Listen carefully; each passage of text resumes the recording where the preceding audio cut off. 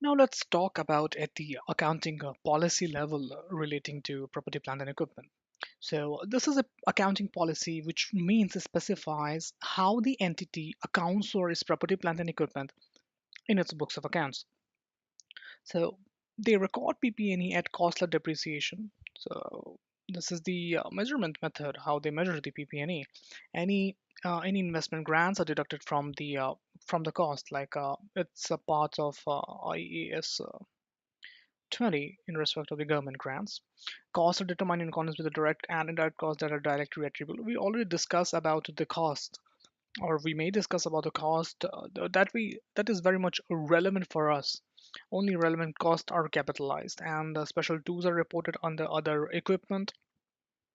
So this is basically the useful life of assets. This is basically the useful life. So the building lasts for around 50 years, 20 to 50 years.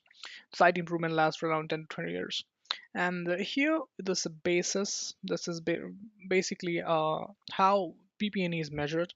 Here we are talking about the useful life of the PP&E. What's the useful life? And here we are talking about impairment recognition. How, when we need to recognize an impairment. So impairment recognition is dealt by IAS 36 when the recoverable amount is less than the carrying amount of an asset. So we will discuss when we go for IAS 36 in another course in detail and all of the discount rates. So this is what a general accounting policy will look like. Another thing that they have missed here, that they need to provide disclosure regarding derecognition when they derecognize the property, plant, and equipment from the financial statements.